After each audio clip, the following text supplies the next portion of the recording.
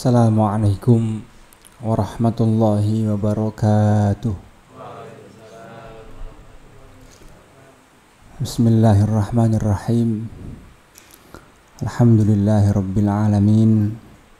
Wassalatu wassalamu ala sayyidil anbiya'i wa imamil mursalin. Sayyidina Maulana Muhammadin wa ala alihi wa sahbihi ajma'in, amma ba'du. Sahabat-sahabat sekalian, majelis pecinta sholawat yang semoga selalu dalam naungannya. Alhamdulillah kita berjumpa kembali pada hari Senin malam untuk bersama-sama berdoa dan saling mengingatkan. Semoga kehadiran kita diterima oleh Allah Subhanahu wa Ta'ala dan membawa dampak positif untuk kita semua. Amin, Allahumma amin. Pada kesempatan kali ini saya ingin menyampaikan beberapa hal yang terkait kondisi kekinian, karena kata Imam Az-Zarnuji, pengarang kitab Ta'limul Muta'allim, beliau menulis afdholul ilmi ilmul hal. Jadi ilmu yang paling afdol, pengetahuan yang paling sempurna itu adalah ilmul hal, ilmu tentang kondisi kekinian. Itu kelemahan kita di sini. Kita sering mengaji atau menyerap konten yang sifatnya positif tapi kurang mengena, kurang presisi, kurang memenuhi kebutuhan kita. Oleh karena itu ilmu yang terbaik adalah ilmu yang bisa memudahkan kehidupan kita, yang bisa membuka gembok-gembok problematika kehidupan kita. Itu ilmu yang terbaik, dan itu beda-beda. Ada orang sedang terlilit masalah ekonomi misalnya, berarti ilmu terbaik untuknya adalah ilmu tentang ekonomi. Ada orang yang punya masalah tentang misalnya keluarga, berarti apa? Ilmu yang harus segera ia kuasai, ia dengar, ia amalkan adalah hal-hal yang terkait pengelolaan keluarga.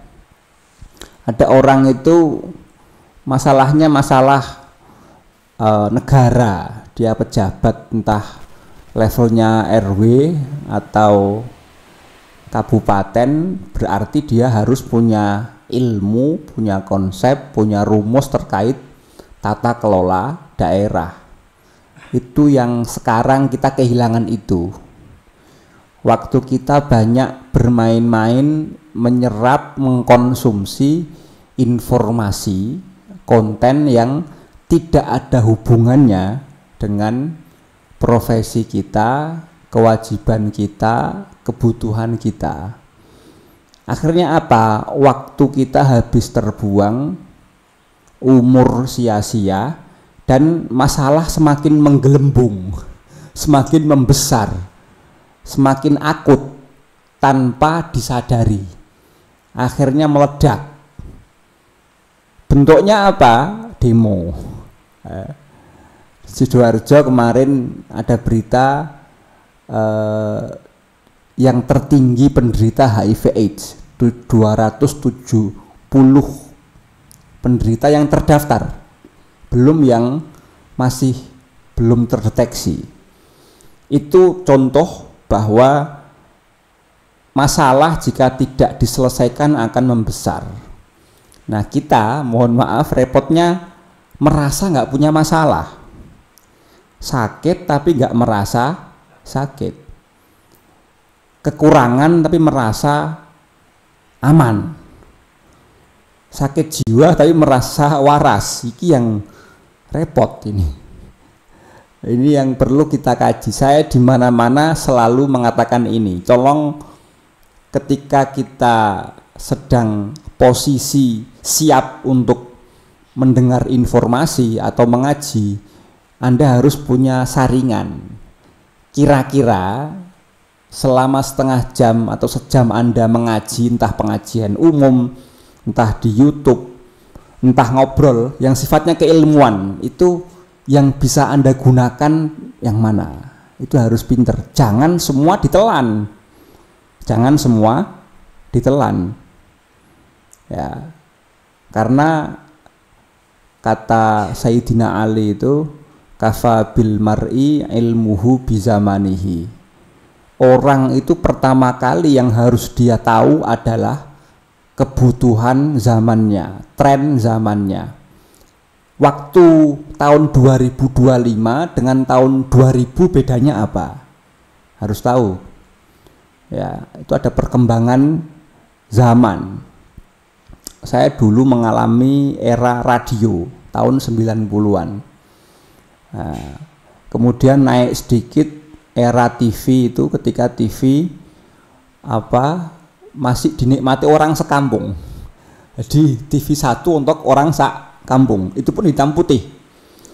Era-era Power Ranger, Dragon Ball itu sudah ada dulu.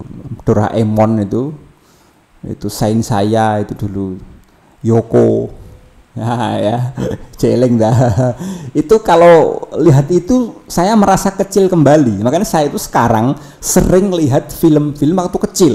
Sekarang ini ya, kenapa? Mengenang masa kecil yang indah. Dan saya merasa bahagia sekali meskipun duwe utang. Loh, asli itu sebenarnya itu obat penenang. Saya terkoneksi dengan memori saat kecil. Ingat teman-teman jalan kaki jauh hanya untuk lihat Power Ranger. Itu seru sekali itu. Kalau sore film Yoko ya. Setelah Isya itu Keras Sakti itu dulu ya. Seru itu. Wah, habis lihat film Keras Sakti kita lihat Serie A Italia, bola itu. Eranya Francesco Totti itu ya, Rui Costa, itu seru. Jadi kita itu merindukan masa lalu sebenarnya. Contoh ini apa? Contoh efek tontonan kepada otak. Saya sering sekarang lihat Yoko itu sering karena apa? Saya merasa mudah kembali gitu. Daripada lihat yang nggak jelas, mending saya lihat Yoko atau lihat film-film lama. Dan itu saya sangat seneng. Musik-musik lama saya seneng. Artinya apa? Secara nggak langsung saya ini kabur, lari dari kenyataan, Pak. Daripada lihat TikTok, lihat berita hampir tiap hari pembunuhan, pemerkosaan begitu ya, judi online, itu mending saya apa? Menciptakan dunia baru yang saya di situ seneng, bahagia, gratis. Terus sekarang saya di situ lihat One Piece tuh. Artinya itu penting. Jadi mata Anda itu memengaruhi hormon otak atau dopamin. Kalau Anda melihat mobil Pajero, melihat itu sudah ngefek. Wah, mobilku masih carry atau kijang kapsul. Itu gara-gara melihat Anda kehilangan kesadaran. Nikmat jadi hilang. Muncullah penyakit hati rupanya iri atau iba atau sempit gara-gara melihat. Artinya penyakit era sekarang itu di mata. Orang overdosis melihat, menyaksikan, menyerap. Dia lupa mata itu seperti lisan, seperti lidah, seperti perut. Dia menyerap. Bedanya apa? Kalau perut ada batasnya kan. Anda makan paling banter 2 piring. Gak kuat. Tapi kalau mata, Anda 10 jam itu kuat. Main game, lihat film Korea, itu kuat. Tapi apa efeknya? Ketika mata itu lihat film-film yang panas atau main game, itu efek ke jantung. Jantung berdetak keras, kan efek sensasi emosi itu berdetak keras, akhirnya apa? Efek ke darah itu mulai kacau. Tambah dia melek, kemudian makan mie goreng setiap hari. Akhirnya banyak anak muda sekarang yang kena penyakit gagal ginjal, akhirnya cuci darah. Hari ini saya mencek. Kenapa? Mereka mengabaikan kesehatan. Ditambah apa? Jarang olahraga, terpacu perasaannya, itu efek Mas. Akhirnya sakit jantung, tidak pernah rileks. Makanya saya lari dari sana. Saya menciptakan ruang sendiri, saya nonton film waktu kecil. Akhirnya saya enjoy. Nah, ini contoh saya bagaimana menyelamatkan diri dari efek zaman itu. Efek zaman, ini teknik ya. Oke, kembali ke tadi. Jadi mengaji itu penting, tapi lebih penting Anda tahu kebutuhan ilmu hal, ilmu tentang kondisi kita, kondisi diri sendiri, kondisi keluarga, itu dulu. Ya, Rasulullah itu saya kagum dengan beliau ya, merumuskan konsep itu sangat-sangat gampang. Tapi angel itu. Saya itu pernah merenung ya, ada sebuah hadis itu unik. Khairukum li ahli. Orang yang terbaik di antara kamu itu orang yang paling baik, paling perhatian dengan keluarganya. Coba. Aneh itu. Jadi Anda nggak perlu jadi presiden, nggak perlu jadi lurah, nggak terlalu tinggi itu. Jadi ulama terlalu tinggi. Buat apa ulama kalau mohon maaf menata istrinya nggak bisa, menata anak kacau. Dia ulama. Kan lebih baik Anda orang awam tapi bisa mengontrol keluarga. Jadi ukuran orang terbaik itu bukan orang yang saldonya 2 miliar versi Nabi loh ya. Bukan orang yang sakti atau pinter, enggak. Anda mampu enggak mengelola ahli, orang terdekatnya, lingkungannya, RT RW. Sekarang enggak, orang ngomong negara, orang ngomong ekonomi. RT-mu dewe itu loh kacau bro. Cak adoy. Efek apa? Informasi itu. Anda menata yang paling dekat aja enggak bisa, kok mau menata yang jauh. Ngomong apa jenenge pesantren Indonesia, efek dari apa kemarin itu ya, kasus trans itu kejauhan. Anda lo gak punya pondok, anakmu lo belum bisa ngaji, ngapain nanti ngurus pesantren? Cobalah ikut-ikutan, buang-buang waktu kan. Saya takut orang-orang ini masuk dalam apa dawuhnya Allah itu, innal mubadzirina kanu ikhwana syayatin. Orang-orang yang sering mubazir, buang-buang energi, itu masuk daftar saudaranya setan, masuk satu grup WA dengan setan. Ketika kita membuang-buang energi, entah itu energi berupa materi atau umur atau perhatian. Nah ini agak berat tapi harus dilatih. Nah kayak gitu, mohon maaf ini yang paling tidak enak. Kita akan menua tanpa ada karya, menua tanpa ada hasil. Waktu berjalan kita semakin mendekati gerbang keabadian, tapi apa? Kita nggak punya sejarah, kita nggak punya apa ya, prasasti lah istilahnya itu, karya. Ini yang repot. Makanya apa? Orang terbaik adalah orang yang paling bermanfaat kan, yang punya jasa banyak kepada orang. Lah, kita kan orang kan, saya kan juga orang, Anda kan juga orang. Kalau Anda berbuat baik pada diri sendiri, berarti apa? Anda sama dengan berbuat baik pada orang kan, berarti Anda terbaik gitu sudah. Kan saya tuh kalau mau ngopi ngerokok, saya nyata itu, saya ini ngopi ngerokok untuk memberi manfaat pada orang. Saya kan juga orang, jadi juga sudah baik gitu. Akhir saya gimana ya? Kita berbuat baik untuk diri sendiri, memperbaiki diri sendiri, menjadi contoh untuk diri sendiri, agar anak-anak meniru. Cukup itu aja, nggak perlu jauh-jauh. Ya, saya kira itu. Jadi afdhalul ilmi ilmul hal. Ilmu terbaik adalah ilmu yang membukakan peta tentang diri kita, tentang keluarga kita. Cukup dua itu dulu, baru pekerjaan kita.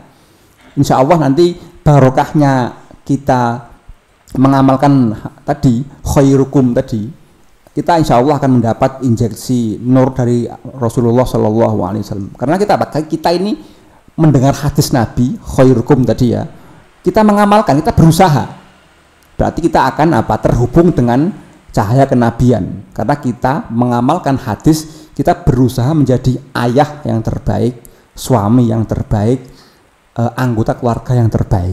Itu sudah Anda masuk lingkaran apa ya, Al itu artinya itu orang-orang yang mengikuti Nabi. Allahumma sholli ala sayyidina Muhammad wa ala ali kan. Ali artinya apa? Orang-orang yang terkoneksi secara spiritual dengan Nabi. Alif lam itu ya. Kalau ahli beda. Kalau ahlul bait itu keluarga Nabi secara genetik. Tapi kalau Allahumma sholli ala Muhammad wa ala ali Muhammad itu setiap orang beriman yang berusaha mengkoneksikan diri dengan Nabi melalui hadis-hadisnya. Anda masuk ke situ. Dan ketika Anda di situ tidak mungkin Anda kekurangan, nggak mungkin. Tidak mungkin masalah ngendap, nggak. Pasti terurai asal Anda stay di ali itu. Mengapa? Setiap saat orang sholat mendoakan Anda, Allahumma sholli ala Muhammad wa ala ali Muhammad. Ya Allah, sholli, beri rahmat ta'zim kepada Muhammad dan Ali, orang-orang yang terhubung ya, secara spiritual, secara amal dengan Nabi, itu pasti akan selamat. Semoga kita semua termasuk di dalamnya. Sekian, terima kasih, mohon maaf. Assalamualaikum warahmatullahi wabarakatuh. Bismillahirrahmanirrahim. Alhamdulillahirabbil alamin. Allahumma shalli ala sayyidina Muhammad wa ala ali sayyidina Muhammad. Allahumma barik lana fi ilmina, barik lana fi jam'ina. Allahumma awsil salama qara'nahu minal Qur'an wa ma ila dzalika ila man dzukira min asma'ihim. Allahumma inna ala dzikrika wa syukrika wa husni ibadatik. Wa sallallahu ala sayyidina alhamdulillahirabbil alamin. Al-Fatihah. Bismillah.